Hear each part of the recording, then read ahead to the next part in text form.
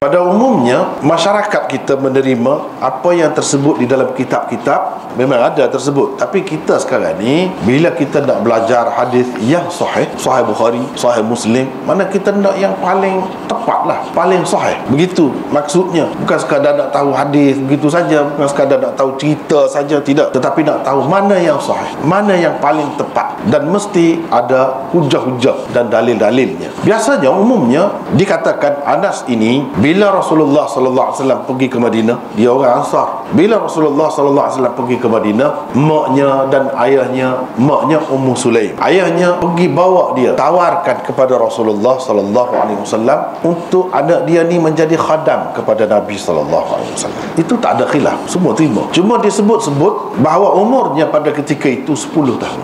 Dalam komen saya, dalam nota Mishkat itu, saya telah sebut di situ bahawa tidak sebenarnya. Bukan umurnya ketika itu 10 tahun. Paling tidak umurnya ketika itu sudah 14 tahun, bukan 10 tahun. Tidak tepat. Kalau kata 10 tahun tidak tepat. Orang yang sebut-sebut, dia sebut begitu. Adalah setengah-setengah riwayat yang sebut begitu, tapi kita perlu tengok riwayat-riwayat yang lain juga. Begitu caranya apabila kita berinteraksi dengan hadis. Tak boleh kita tengok satu kita buat kesimpulan terus. Tak boleh begitu. Kita tengok yang lain-lain juga. Sebabnya tahun yang pertama, kalau kita kata 10 tahun, tahun yang kedua bermakna baru 11 tahun. Tahun yang kedua tu kan berlaku perang Badar. Tahun yang ketiga berlaku perang Uhud. Ini semua ni dua perang ni Anas ikut serta. Sedangkan berapa ramai sahabat-sahabat Nabi sallallahu alaihi wasallam yang lain, termasuk Ibnu Umar dan lain-lain lagi, tidak dibenarkan ikut serta dalam peperangan itu kerana umur mereka belum cukup 15 tahun.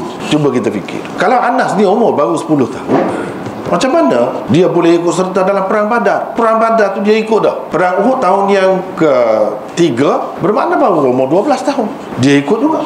Di situ masalah. Kebenaran Rasulullah sallallahu alaihi wasallam untuk dia ikut serta dalam peperangan itu menunjukkan umur dia bukan 10 tahun. Ketika dia mula-mula menjadi khadam Nabi SAW itu, tahun yang pertama tu hijrah, umur dia bukan 10 tahun tapi 14 tahun. Dan kalau kita fikir pun, dari segi logik pun, umur 10 tahun ni kecil sangat. Nak berkhidmat kepada satu orang yang begitu hebat, banyak perkara yang perlu dia faham, perlu dia tahu. Jadi kita rasa kurang sesuai umur 10 tahun. Di samping mengambil kira yang tadilah tak sesuai, jadi bercanggah dengan hadis yang lain. Kenapa orang lain tidak dibenarkan?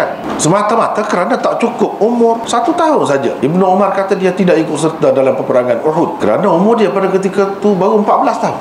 Dia baru ikut serta dalam peperangan Khandaq. Itu peperangan yang pertama yang disertainya. Kalau kita kata perang Khandaq itu tahun yang keempat, bermakna umur dia 15 tahun. Baru benar. Kalau Anas umur 11 tahun, dia dibenarkan, mesti ada diceritakan kenapa dia dikecualikan. Tapi tak ada. Bahkan dia telah ikut serta dalam peperangan Badar. Uhud tu memang dia ikut. Ibnu Umar nak ikut dalam peperangan Uhud tidak dibenarkan kerana tak cukup 15 tahun. Dia dalam perang Badar pun dibenarkan, memang dia masuk. Ini menunjukkan bahawa umur dia pada ketika itu bukan 10 tahun. Penilaian cara begini, inilah kita panggil penilaian hadis secara kritis. Mengaji hadis secara kritis. Kita tak terima saja, tengok, buat perbandingan. Kalau bercanggah dengan yang lain, tak boleh terima.